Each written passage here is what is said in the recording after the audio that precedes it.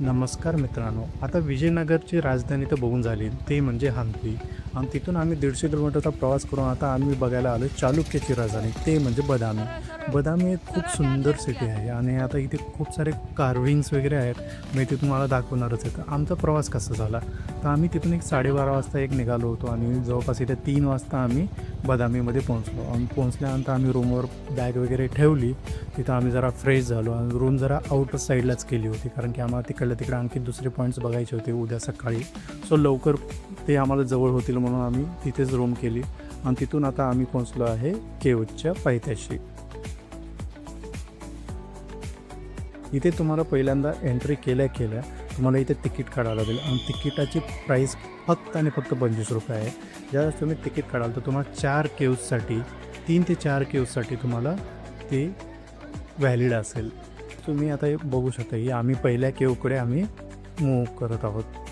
आता पुढे आल्यानंतर ही पहिली केव आहे. ही जवळपास 6व्या ते 7व्या शतकात बनवलेली होती. ही आहे शिवा केव. यावर असे काही कोरीव काम आहेत, छोटे छोटे कोरीव काम आहेत आणि हे सगळे आहेत ते सँड स्टोनमध्ये बनवलेले. सँडस्टोन म्हणजे एकदम मऊ दगड असतो, त्याच्यावर कोरीव काम चांगल्या प्रकारे होतं. आता वर बघू शकता की तुम्ही एक असा साप कोरलेला आहे, त्यावर त्याचं शरीर हे सापाचं आहे, पण धड आणि चेहरा हा माणसाचा आहे. सर्प मनुष्यसुद्धा म्हणू शकतो. तिथून आम्ही सेकंड लेणीकडे गेलो. सेकंड लेणी हे विष्णूसाठी, सेकंड अँड थर्ड लेणी हे विष्णूसाठी समर्पित आहे.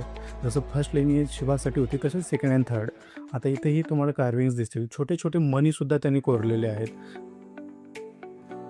ही आहे बैल आणि एलिफंट, ह्या दोघांचे कॉम्बिनेशन तयार करून केलेली मूर्ती. आणि आता वराह स्वामीची सुद्धा मूर्ती आहे इथे.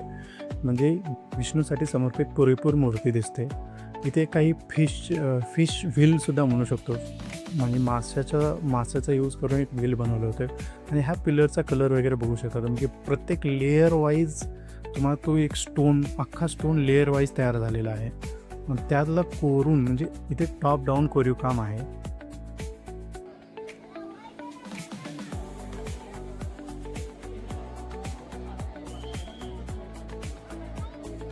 समोर आहे अगस्त्या लेक.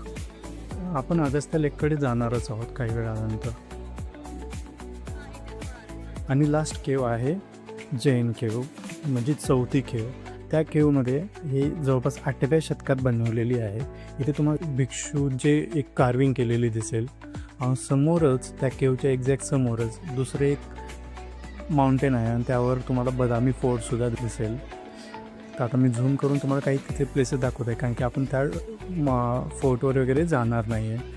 तर मी इथूनच दाखवत आहे की आपल्याला मेन पॉईंट बघायचा आहे तो सनसेट पॉईंट, तो बी अगस्त्या लेकवरून. अगस्त्या लेक कुठे आहे, तर ह्याच्या पायथ्याशीच आहे. आपल्याला तिकडं जायचं आहे, आपण थोड्या वेळात निघणारच आहोत. हे मंदिर तर खूप सुंदर आहे, पायथ्याशी एकदम शांत अशा ठिकाणी मंदिर.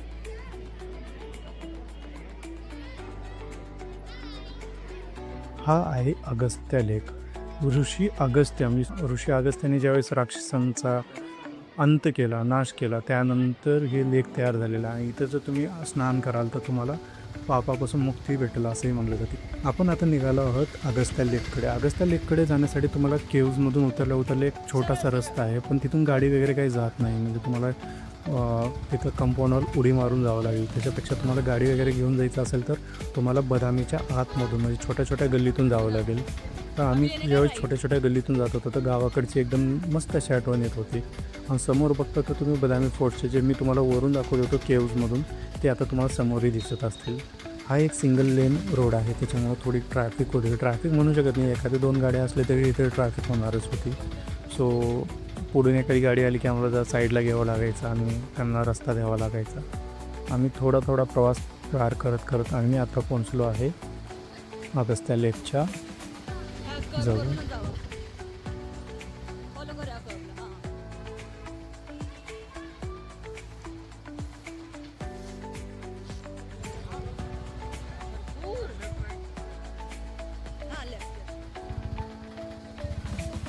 हाच तो लास्ट गेट. ह्या गेटमधून एंट्री केल्यानंतर आपण डायरेक्ट पोहोचणार आहे अगस्त्या लेककडे. इथेही गर्दीच, इथेही ट्रॅफिक. आता ट्रॅफिक कंप्लीट करून निघाल्यानंतर आम्ही पुढे पोहोचलो आता म्युझियमच्या एकदम साईडला. जे तुम्हाला मी थोड्या वेळाखाली एक्सप्लेन केलं की इथे चालुक्यांच्या काही वस्तू इथे ठेवलेल्या आहेत त्या काळातल्या. जर कोणाला इच्छा असेल तर तुम्ही इथे येऊन बघू शकता. आमच्याकडे तेवढा टाईम नव्हता, आम्हाला सनसेट पॉईंट बघणं जास्त इम्पॉर्टंट होतं. अगस्ता लेकच्या पार्किंगमध्ये ज्यावेळेस आम्ही गाडी पार्क केली तिथे खूप साऱ्या महाराष्ट्रीयन गाड्या दिसत होत्या. MS-13, MS-24, MS-14, MS-12, म्हणजे मुंबई, पुणे, लातूर, सोलापूर प्रत्येक ठिकाणाहून तिथे गाडी दिसली आम्हाला.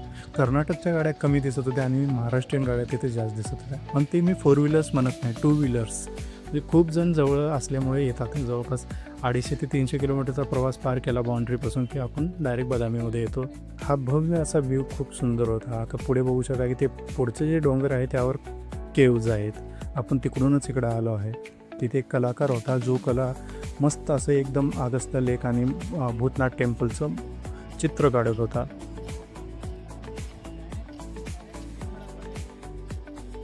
हे आहे भूतनाथ टेम्पल. या भूतनाथ टेम्पलची स्टोरी काय आहे तर हे भूतनाथ म्हणजे भूतांचा नाथ म्हणजे भूतांचा स्वामी जो महादेव आहेत त्यांचं एक छोटंसं टेम्पल आहे. आणि इथून सनसेट पॉईंट खूप सुंदर दिसतो. त्या ठिकाणी आम्ही जाऊन बसलो आणि थोडा वेळ आम्ही तिथे टाईम पास केला आणि सनसेट बघितला. शांत असे वातावरण होते, पाण्याचा सुद्धा आवाज येत होता. त्यानंतर त्या मंदिराच्या भूतनाथ टेम्पलच्या बॅक साईडलाच विष्णूचे काही कार्विंग्स आहेत. विष्णू, सूर्यवर्धिनी, नरसिंह आणि गणपती यांच्या कार्विंग्स आहेत. हा मोठासा भव्य असा रॉकसुद्धा होता तिथे. ते तिथून सगळं बघून झाल्यानंतर आम्ही निघालो बदामीच्या सिटीकडे. आम्हाला सिटीही बघायची होती की फक्त आम्ही केव्ज वगैरे बघणार नव्हतो. आम्हाला सिटी बघून तिथे कसं कसं काय काय भेटतं ते बघायचं होतं. तर आम्हाला पहिल्यांदा दिसलं ते भाजी मार्केट. हे बघून आम्हाला गावाकडची आठवण आली, कारण की गावाकडे रस्त्याच्या साईडलाच भाजी विकायला बसतात आणि ते एकदम म्हणजे एक गावची फिलिंग असते ना, आपलं स्वतःचं गाव, ते इथे फील येत होतं. बाजार फिरून झाल्यानंतर खूप अंधारही झाला होता आणि आता डिनर करून आता रूमकडे जायचं होतं. तर त्या अगोदर आम्ही एक मंदिर व्हिजिट केलं, कारण की दुपारी इथं खूप गर्दी होती. त्यामुळे आम्ही जरा शांततेत यायचं ठरवलं. अंधार पडल्यानंतर आरतीच्या टायमाला आम्ही तिथे गेलो.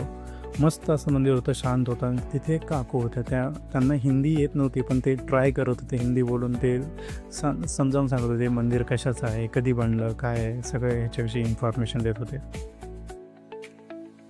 खूप शांत असं मंदिर होतं आणि इथं गेल्यानंतर जी शांतता प्राप्त होत होती जी म्हणजे ते बाहेर कुठं होणार नाही. कारण की बाकीच्या ठिकाणी टुरिस्ट असतात पण गावातले जे ग्रामीण मंदिर असतात तिथे कोण जात नाही सहसा. सो आम्ही अशा ठिकाणी गेलो होतो जिथं खूप शांतता होती. त्यांनी आम्हाला आरतीमध्ये सुद्धा सामील करून घेतलं आणि मस्त अशी आरती केली. तिथून आम्ही निघालो आम्ही डिनर करायला. मस्त असं चायनीज खाल्लं, कारण की जास्त भूक राहिली नव्हती. काही ना काही खाणं चालूच होतं आणि ते खाऊन आमचा आजचा प्रवास आम्ही थांबवला.